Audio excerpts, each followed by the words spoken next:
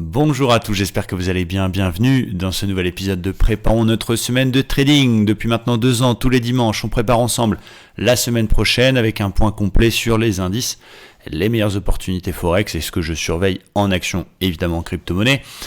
J'espère que cette émission vous plaît. Je sais que voilà, c'est une des émissions qui marche le plus fort de la chaîne. J'espère qu'elle vous aide. En tout cas, j'y mets beaucoup d'énergie, même si je vous avoue qu'aujourd'hui, je suis un peu fatigué. Donc excusez-moi si elle est un peu moins punchy que d'habitude. On va commencer bien sûr par ce qui s'est passé en fin de semaine. On a eu un sell-off du côté des indices. On a eu le CAC qui a perdu 4,80, on a le DAX qui a perdu plus de 4% également, Standard & Poor's, Dow Jones 2,50 environ. Voilà, belle grosse baisse, ce qu'on appelle un sell-off. Donc c'est qu'à un moment donné, il y a une donnée, il y a une information qui fait que les grosses mains vendent rapidement et fort, se dégagent de certaines positions dans le but de se protéger ou dans le but d'aller chercher des produits plus safe, type les obligations ou autres. Flight to quality, on appelle ça, et on le voit notamment au VIX, l'indice de la peur, qui va montrer un petit peu la tension sur le marché, avec un VIX qui, regardez, a explosé de 55% vendredi, donc c'est assez énorme. On est au-dessus de 28. Bon, après, évidemment, c'est un peu autoréalisateur. C'est-à-dire que si l'indice, ça se rachète et ça remonte, le VIX va se détendre. Mais en tout cas, quand on a des très grosses baisses avec un VIX qui explose comme ça, et ça peut vous servir en intraday, quand on a des baisses avec un VIX qui monte fort, c'est qu'effectivement, il y a du stress, c'est qu'effectivement, il y a du dégagement. Donc, est-ce qu'il ira rechercher le même niveau qu'en mars 2020 ? Est-ce que les indices vont aller chercher ces niveaux-là ? Évidemment, on n'a pas de boule de cristal, mais ces bougies, regardez la bougie sur le dos, notamment, alors je ne vais pas vous spoil, hop, elle est juste impressionnante. Ça faisait des mois et des mois qu'on n'avait pas vu une bougie rouge aussi violente.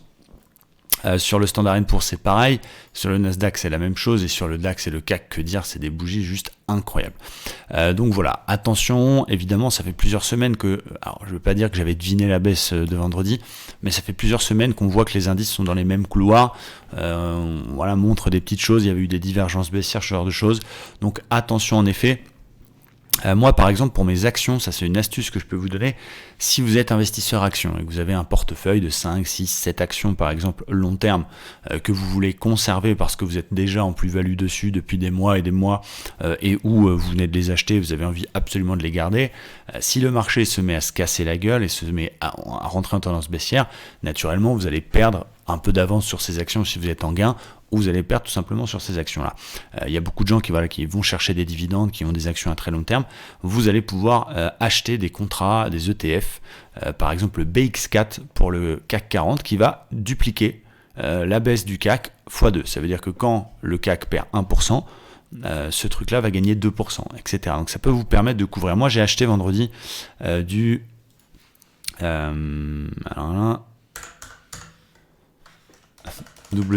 WVXY. Alors attendez, je vais retrouver le nom exact. En plus, je l'ai regardé il y a 2 minutes. Un peu bête, je suis désolé. C'est les aléas du direct. Je tourne toujours mes vidéos en mode direct. Ouais, des fois, je ne me rappelle même plus du nom du truc que j'ai acheté. Je vais aller voir sur mon compte de trading. J'ai trouvé notamment sur eToro.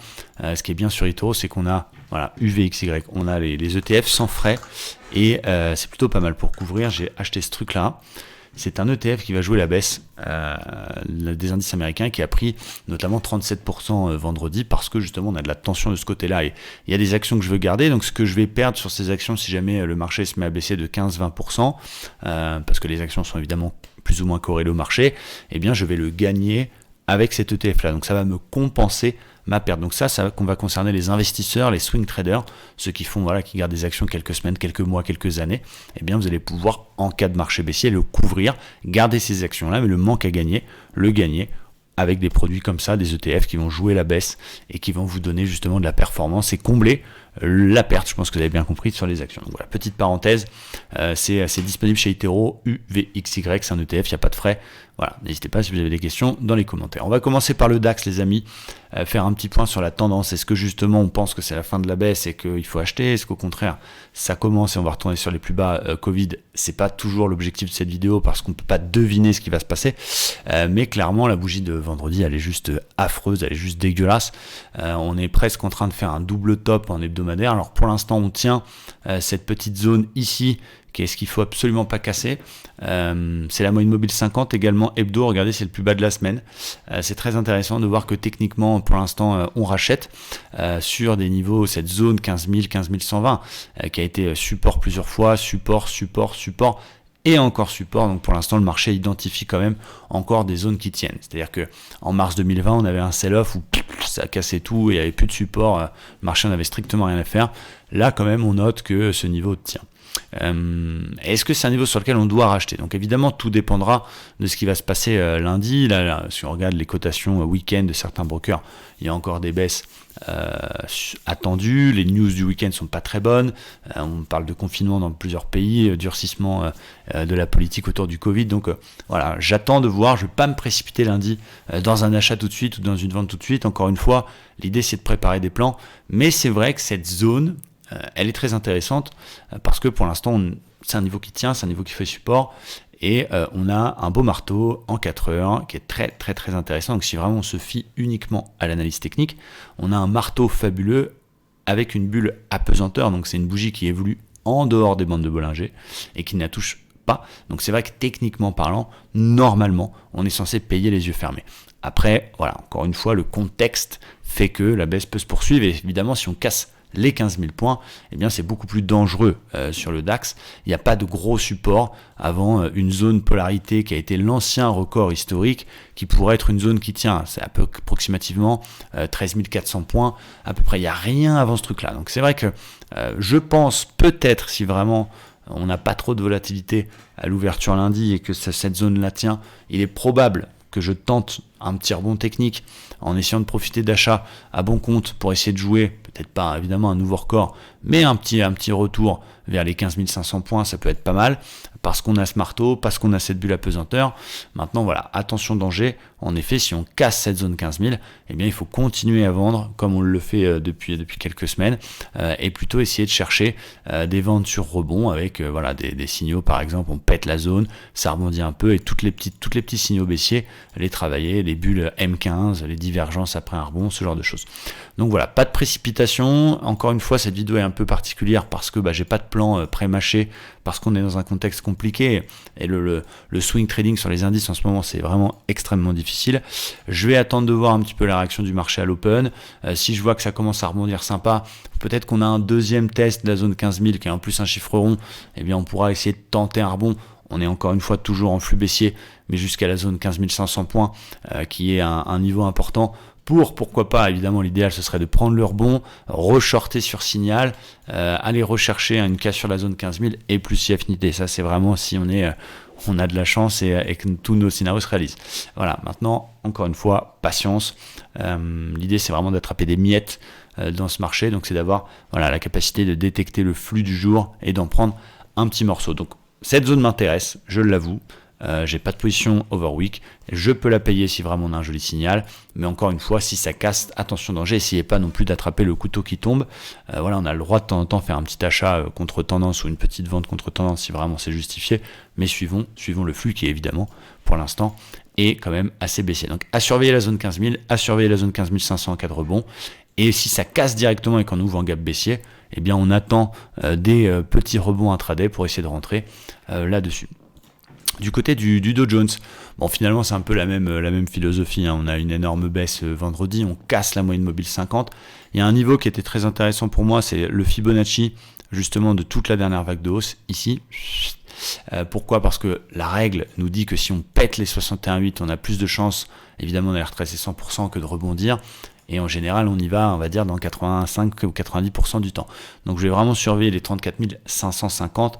Et bien sûr, elle peut être testée et sauvée.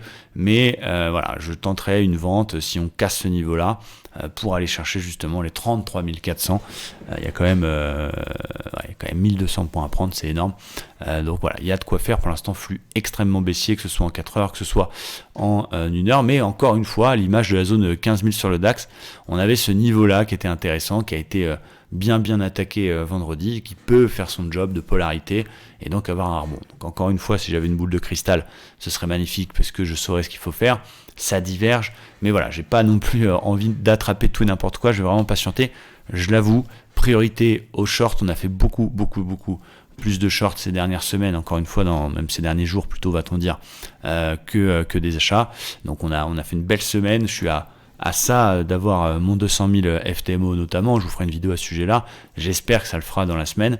Voilà, donc c'est pourquoi essayer d'attraper le couteau qui tombe s'il n'y a pas de signal. Je sais qu'il y a beaucoup d'investisseurs qui sont rentrés sur les marchés financiers après la bourse, le crash, pardon, je suis un peu fatigué, désolé, de 2020, parce qu'il y avait confinement, parce qu'ils ont découvert ça, et du coup, ils ont été habitués à un marché qui fait que monter. Et donc, il suffisait d'acheter les baisses pour gagner. Là, attention, on peut rentrer dans une autre phase. On casse la MM50 et on évolue ras au-dessus demain. C'est pas souvent arrivé depuis la baisse Covid. Il y a eu une petite phase de correction et encore microscopique. Donc vraiment, encore une fois, attention danger. Je fais pas partie de ceux qui annoncent la fin du monde, mais voilà, il faudrait vraiment, par exemple, pour que je paye, là pour le coup, pour le Dow Jones, il faudrait vraiment qu'on repasse au moins en flux aussi en M15. Ça veut dire qu'il faudrait un rebond à l'open et qu'on arrive à théorie d'eau à casser le précédent plus haut. Et si on casse les 35 000 points, là oui, on se dit que la baisse est finie et on peut essayer de payer sur des petits replis.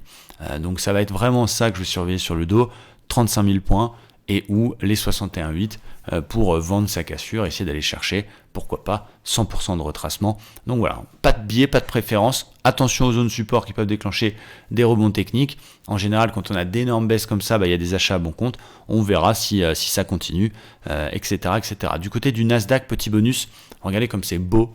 Le Nasdaq qui a pris cher lui aussi par rapport aux autres. Il nous valide une divergence baissière. C'est un indice qui a énormément surperformé les autres, donc c'est normal qu'il subisse ces dégagements en premier. Et du coup, il y a quelque chose qui me plaît beaucoup, donc qui est un peu contradictoire avec ce que je vous ai dit au niveau d'un achat potentiel. C'est la cassure de ce range pullbacké de façon extrêmement scolaire. Vous avez une zone support en bas, vous avez une zone de résistance en haut. On vient breaker ce range, on se réappuie pullback exactement à l'intérieur, quasiment parfait sur le précédent plus bas cassé, et on repart à la baisse. Et en théorie, pardon, un range, on est censé prendre la hauteur et la reporter. Donc le Nasdaq nous donne un objectif à 15 850 points. On verra si ça le fera lundi. Donc c'est pas forcément très très clair là pour mes plans indices. On va dire priorité au flux, priorité à des ventes, mais attention, on arrive en tout cas sur le DAX et le Dow Jones dans des zones intéressantes. Hâte de voir l'open. Ça peut s'emballer. Encore une fois, c'est toujours la même situation et on a derrière en plus ces histoires de politique des banques centrales, notamment la Banque centrale américaine qui veut durcir le ton, donc il n'y a plus de cartouches, il n'y a plus de mouvement, qui n'a pas trop le choix, qui ne peut pas être trop laxiste à cause de l'inflation et qui, voilà, si on a une cinquième vague de Covid monstrueuse, eh bien, ça sera un peu compliqué les gendarmes, on va dire, de la bourse, parce qu'il ne faut pas se mentir, ce sont les banques centrales qui décident aussi de tout ce qui se passe. Si les marchés sont aussi hauts et on fait des nouveaux records sur records, c'est parce que on a derrière, on imprime et on sort la planche à billets, on imprime de l'oseille, on en injecte dans les marchés, mais ça ne peut pas durer. Donc attention aux cocktails un peu dangereux.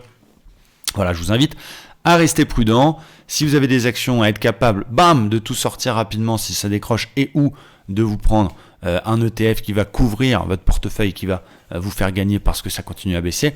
Et voilà, pas non plus le faire tête baissée comme un aveugle. Continuer à regarder ses graphiques, à voir les niveaux et à être capable de changer de fusil d'épaule assez rapidement. Donc on verra lundi. Du côté du gold, niveau très intéressant sur le gold. Alors ça c'est en train d'être chatouillé. Vous voyez encore à la bougie du jour vendredi, on a été chercher 1820 et finalement on a fait une rouge. Donc voilà, quand on fait des plans, moi par exemple je voulais payer ce support là, j'ai failli rentrer vendredi en séance parce que je me suis dit putain c'est en train de partir sans moi, c'est relou. Et vous voyez, finalement j'ai bien fait d'attendre. Donc j'attends toujours les clôtures, en tout cas de l'unité de temps dans lequel j'ai fait un plan. Par exemple, si en scalping ou en day trading, j'ai un plan sur du 5 minutes ou du 15 minutes et qu'il y a un signal, une cassure, j'attends la clôture de la bougie. Si là, en daily, je veux acheter un support sur le gold pour un swing, j'attends la clôture de daily. Ça va nous éviter de nous faire piéger parce que la bougie de vendredi, elle est vraiment dégueulasse. Donc, on va vraiment surveiller. Si ça repasse au-dessus de ce support et que finalement, il est sauvé, on peut envisager de l'acheter. Mais si ça continue à baisser et que ça casse, eh bien, j'attendrai le niveau 1720 pour faire quelque chose qui est un niveau support. Donc très important à surveiller ici. Je ne suis pas peu fier du pétrole. Le pétrole, je vous en ai parlé depuis des semaines et des semaines de cette vague de Wolf baissière sur le pétrole. À ce moment-là, on était sur des records, on était très très haut. Et bam, moins 12 vendredi. Je ne sais pas si vous vous rendez compte, moins 12 pour le pétrole vendredi, c'est incroyable. Et on a déjà fait quasiment les 2/3 de la route. L'objectif d'une vague de Wolf, c'est d'aller chercher la ligne qui relie les points 1 et 4. Donc ce qui est intéressant, c'est qu'encore une fois, chartistement parlant, il y a eu des belles choses parce que on a commencé à baisser, on a eu une petite réaction de rebond sur un précédent top. Donc encore une fois, on voit l'intérêt des zones de polarité et bam, ça pète. Et donc l'objectif c'est 56-57 $. Et on a fait plus de la moitié. Donc GG à ceux qui ont suivi cette vague de Wolf, qui sont peut-être encore dedans et qui l'ont pris, ça marche. C'est plutôt pas mal. On va regarder le Forex. J'ai 2 positions Forex. On a sorti l'euro-dollar. Je crois que je vous en ai parlé la semaine dernière sur ce magnifique double top hebdo. Et vous voyez, j'ai sorti quasiment pile poil au plus bas. Donc je suis très très très content. Double top qui a très bien fonctionné. Là, j'ai que 2 positions en cours. Je mets le blé dans le Forex. Ne m'en voulez pas. Qui a rebondi quand même finalement vendredi. Il a commencé par une grosse baisse et il s'est bien rattrapé. Je suis break-even. J'ai acheté la cassure de la résistance avec le throwback juste ici sur les 790. Donc c'est plutôt pas mal. Je vise les 1000 $. Et donc là, naturellement, l'actif, il a un peu perdu vendredi dans cet esprit du sell-off. Mais on tient la moyenne mobile 20. La tendance est toujours haussière. Donc je garde, je protège. Et je suis également très content de mon euro NZD parce que j'avais acheté cette vague de Wolf qui était un peu tordax et je l'avais un peu anticipé. Pourquoi ? Parce que j'ai pas attendu que ça réintègre la vague. J'ai pris la divergence haussière. Ça a commencé par plutôt bien marcher. Ensuite, j'ai eu un peu peur. On a frôlé mon stop loss et boum, on a réintégré. Et vendredi, il nous fait une bougie à 1,25. C'est très très rare. Plus 1,25 sur des paires de Forex. Donc je suis très content. Donc les vagues de Wolf, c'est quand même un truc qui marche plutôt pas mal. Et il y avait vraiment un beau combo là. Il y avait le support hebdo, la vague de Wolf et la divergence. Donc c'était plutôt cool. Évidemment, on a protégé, on a un stop au point d'entrée, on laisse couler. Et je vais aller viser les 1,72. On verra bien si ça va y aller. En tout cas, GG à ceux qui ont suivi. Il y a d'autres choses que je surveille. L'euro-yen. Avec ce gros biseau hebdomadaire que j'ai envie de shorter, j'ai vraiment envie de le prendre pour aller chercher le bas. J'attends juste le bon timing. Là pour l'instant on voit qu'on a une petite zone de support qui tient. Eh bien j'attends qu'on passe en dessous, qu'on casse les 128 pour éventuellement travailler une vente pour aller chercher les 118. Donc c'est l'euro yen, ça me plaît beaucoup. CHF-JPY, on est dans un canal ascendant et il y a ce range qui avait été cassé, qui avait été trop baqué et qui donne un objectif vers les 130. Je préférerais attendre le bas du canal, 120-70 par exemple, mais c'est vrai que là pour l'instant on a une petite zone de polarité qui est sympa, qui tient et qui permettrait de prendre un petit achat si jamais on a un signal dedans. Donc un signal en 4 heures par exemple, un double bottom, quelque chose comme ça. GBP CAD, très très très intéressant. Pourquoi ? Là aussi on a un très beau range, zone de support 1, 2, 3, 4, 5, 6, 7, 8, 9 fois support autour des 1,68, 1,68,50. Résistance plutôt vers les 1,77,50. Et qu'est-ce qu'on a ? Alors, c'est un peu une jamelle de bouse, si je peux me permettre, avec tout le respect que j'ai pour l'artiste. Mais on a une épaule tête-épaule avec une deuxième épaule un peu spéciale sur quand même la bougie assez puissante de vendredi qui nous valide quand même cette figure-là, donc il peut nous donner le tempo. Donc là, on me demande souvent, oui, Romain, t'attends des pullbacks, t'attends pas des pullbacks, comment tu fais ? Là, qu'on a une cassure aussi propre, avec une bougie qui est quasiment un morobouzou, et justement très très peu éloigné de la ligne de coup, ça vaut pas le coup d'attendre un throwback. Clairement, je vais l'acheter, je pense, à l'open. Peut-être plutôt même demain matin, on verra comment ça se passe au niveau de l'open cette nuit, mais je pense que je prendrai le GBP CAD à l'achat. J'aime beaucoup ce combo bad range, épaule tête épaule inversée. Il y avait le silver qui nous intéressait aussi, qui avait fait une épaule tête épaule inversée. Là on avait attendu le throwback et on a bien fait parce que ça a réintégré, donc c'est pas grave. On a la zone support un peu plus bas, 21,80, qu'il faut surveiller. L'AUD-USD vient de nous valider lui aussi une épaule tête épaule hebdomadaire. Donc voilà, pareil, une Stephen Hawking là du coup, avec un objectif, regarde, si on prenait la hauteur de la tête, c'est ce que j'avais fait, qui est autour des 0,62, donc très très intéressante. Là non plus, je vais pas attendre de throwback parce qu'on casse de façon extrêmement propre. Et c'est tout, voilà, c'est déjà pas mal. En termes d'opportunités Forex. Ah oui, j'avais remarqué que j'étais toujours dans bienvenue, j'avais pas changé les petites choses qui sont en bas là, regardez, hop, bienvenue, indice, Forex, action. Bon, c'est comme ça, c'est pas très grave. Ça change pas le contenu de cette vidéo. Les actions justement, donc j'ai plusieurs actions, j'ai fait un TP sur Total, donc ça je suis content, j'avais shorté Total, merde comment ils appellent ça, Total Energy maintenant je crois. Ils ont changé de mnémo, alors je vais retrouver ça, autant pour moi. Ah, ils sont chiants de changer de nom d'action comme ça, TTE bien sûr. Voilà, donc je suis content d'avoir fait le take profit là-dessus. J'avais shorté Total, pourquoi? Parce qu'on avait une divergence baissière dans une zone de résistance. Donc voilà, TP 50% de Fibo, merci, au revoir. Donc bravo à ceux qui ont suivi, très très content. Et j'ai bien sûr le portefeuille qui prend aussi un petit peu cher au niveau des actions. Ça, j'espère que mes ETF qui jouent la baisse compenseront. Mais j'ai notamment Société Générale, un peu déçu. On avait acheté le throwback sur cette résistance cassée en hebdomadaire. Donc on a un petit peu de marge. On est encore en gain, mais elle a perdu 7 points vendredi. Donc voilà, on est évidemment break-even. On ne peut pas perdre, mais il y a des grandes chances qu'on aille retourner au stop-loss. J'ai du Ubisoft. Là aussi, on a une très très belle vague de Wolf. Et je trouve qu'elle tient bien, elle a gagné 1% vendredi alors que le marché s'est bien cassé la gueule. J'ai Insight que j'ai pris, la dernière action que j'ai achetée, une biotech américaine qui est dans une zone de support sur laquelle il y a une divergence, il y a du volume. Regardez, hein, il y a un peu plus de volume que d'habitude. Très très intéressant. Qu'est-ce que j'ai encore? J'ai du Uber, bien sûr, qui s'est cassé la gueule, qui va sûrement me faire stopper. J'ai un stop sous la zone vers les 36. Voilà, j'ai du Coinbase qui prend cher aussi. Alors je suis toujours en gain, bien sûr, mais ça a beaucoup baissé parce que le Bitcoin baisse. Donc voilà, là les actions c'est un peu moins bien. Il y a eu heureusement un short, il y a 2-3 actions qui tiennent. Il y a les ETF. Allez-y mollo, encore une fois, si le marché rentre dans une phase de baisse, eh bien il ne faut pas acheter des actions parce que vous allez perdre sur ces actions-là, même s'il y a de temps en temps des actions qui évoluent un peu hors de la tendance du marché. La plupart des grosses actions qui sont travaillées par les particuliers sont quand même assez corrélées. Et le marché biotech est tellement particulier que j'en prends vraiment très très rarement. C'est celui en général qui évolue un petit peu à contre-tendance parce que voilà, c'est moins dépendant de l'actualité, c'est plus dépendant en général, c'est des médicaments qui sont en préparation, machin, tout ça. Donc il peut y avoir quand même des explosions dans ce secteur-là. Mais ce que je veux dire par là, c'est que évitez d'acheter trop d'actions.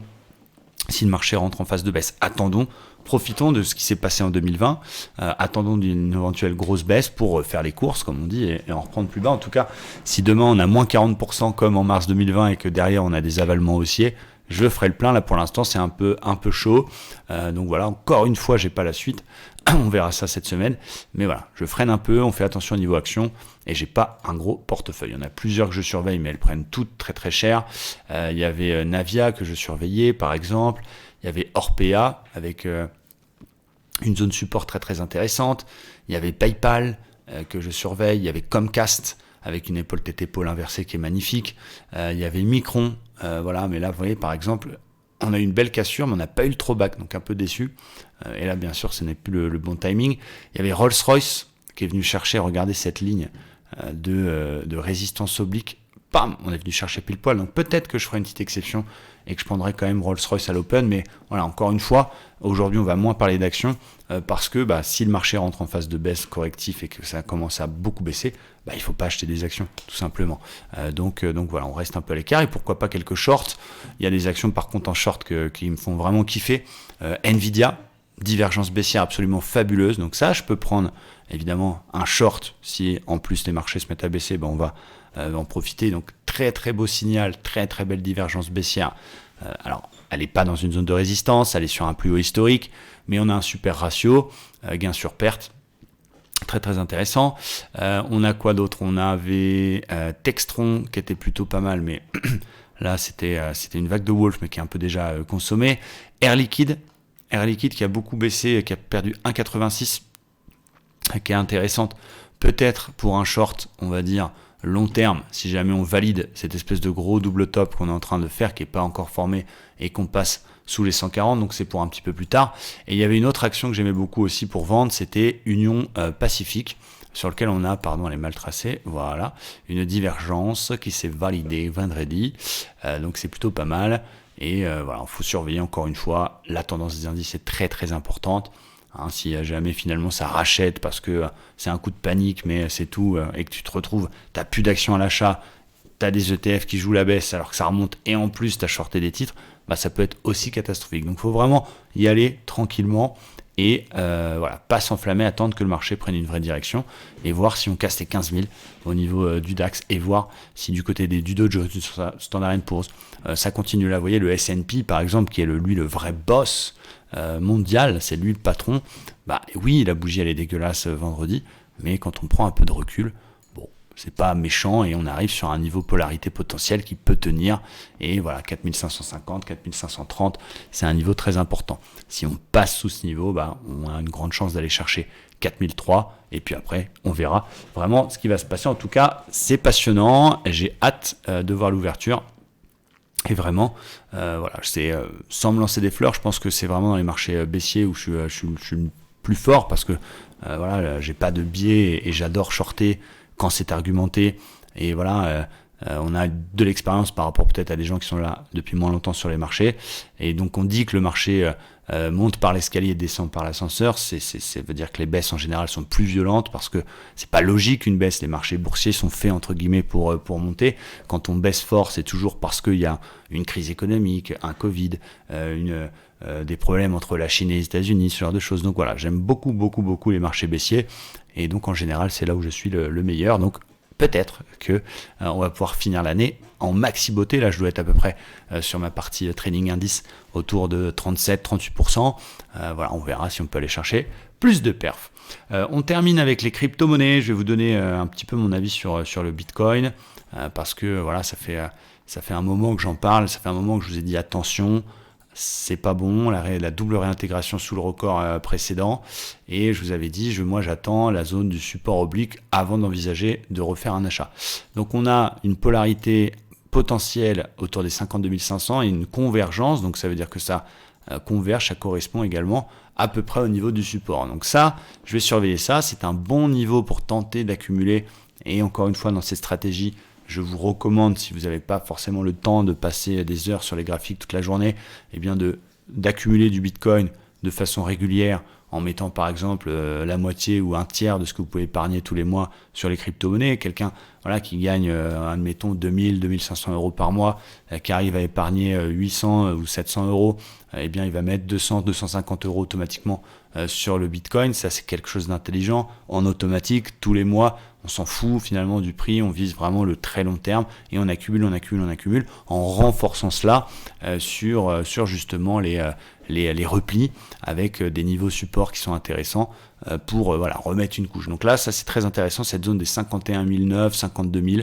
c'est un niveau que je vais surveiller, sur lequel moi je pourrais peut-être faire un bel achat sur le Bitcoin. Donc rien de dramatique, et encore une fois du côté du Bitcoin, il perd quand même 22% par rapport à ses records historiques, mais voilà, ça reste un actif évidemment qui me plaît, ça reste un actif qu'il faut, je pense, plutôt payer, et donc payer sur des niveaux support comme celui-là. Alors après, bien sûr, s'il casse ce support, le Bitcoin qui pète les 50 000, là c'est beaucoup plus dramatique. Là, on pourrait aller rechercher une autre zone polarité qui sera surveillée un petit peu plus bas, autour des 40 000, et pourquoi pas plus si affinité, là on n'y est pas. Mais voilà, à surveiller ce gros support. Et donc j'ai une crypto à vous donner, la dernière que j'ai achetée.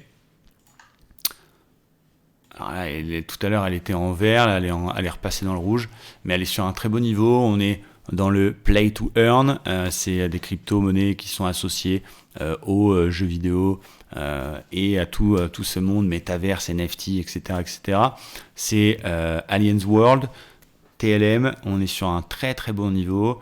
Il y a des volumes quand même qui accélèrent. On est sur une ancienne résistance qui pour l'instant fait support. J'ai acheté un petit peu plus bas, j'ai acheté vers 0,26. Mais là, pour ceux qui ne sont pas dedans, on a un très très très bon niveau. Et encore une fois, si le Bitcoin repart, eh bien les alts en profiteront également. C'est un peu le Bitcoin est l'équivalent du Standard & Poor's, on va dire, et puis les altcoins sont l'équivalent des actions. Voilà, c'est intéressant, c'est un très très bon niveau. Après, bien sûr, il y a des grosses baisses aujourd'hui. On a des cryptos, du UMA qui perd 12, le Siacoin qui perd 13, un Render qui perd 16. Il y a même certaines cryptos, alors je vais juste retrouver sur lequel on a des épaules tête-épaule qui se valident. Donc ça c'est pas bon, mais voilà, pour moi c'est le Bitcoin qui décide. Donc s'il dit par exemple le Veracity, voilà, qui est une crypto que je fais stacker, etc. Mais là qui valide une ETE. Donc ça me plaît pas beaucoup. Après voilà, comme je le dis, c'est le Bitcoin qui décide, et si le Bitcoin décide de repartir, les altcoins en général elles vont suivre. Donc attention aux shorts sur les cryptos, moi je suis pas trop fan. Ça m'arrive de faire des petits shorts de temps en temps sur le Bitcoin, sur des signaux très précis en futur, sur du day trading, sur des signaux particuliers. Mais voilà, à faire un short comme ça sur une ETE daily, sur une crypto, personnellement, je ne le ferai pas. Et voilà, on est tenu à ce que fait le boss. Donc, on va attendre cette zone 52 qui est importante, sur laquelle on ne va pas tarder à arriver, qui pour moi est un bon niveau. Évidemment, il faut toujours attendre un signal, un W, une réintégration, etc. Ça, c'est, je pense, très compris de votre côté. Voilà pour cette vidéo. Elle dure un peu plus longtemps que prévu, un petit peu différente parce que voilà, on a assisté à un vendredi très particulier. Et du coup, c'est un peu difficile de faire un plan prêt à l'emploi puisqu'on est tous en surprise, on est tous en attente de voir ce qui va se passer à l'Open. En tout cas, j'espère que je vous ai quand même aidé. Vous avez aussi les émissions quotidiennes, LNDJ, les niveaux du jour, dans lesquels je vous donne mes plans indices. Et je remercie tous ceux qui ont rejoint notre communauté récemment, Livestream Trader, qui vous permet, tout est décrit en bas sous la description de cette vidéo, qui vous permet de vous former à nos côtés avec 2 programmes de formation vraiment complets. Une offre Black Friday qui s'arrête ce soir d'ailleurs. Vous avez été nombreux à en profiter. Donc je vous remercie. Je remercie bien sûr les membres qui sont là depuis plusieurs mois, plusieurs années, bien entendu. Mais évidemment, bienvenue à tous les nouveaux. Merci de votre confiance. Et j'espère qu'on va tout défoncer ensemble cette semaine. Je vous souhaite une très bonne fin de dimanche. Je vais aller me reposer un petit peu et je vous dis à bientôt. Ciao.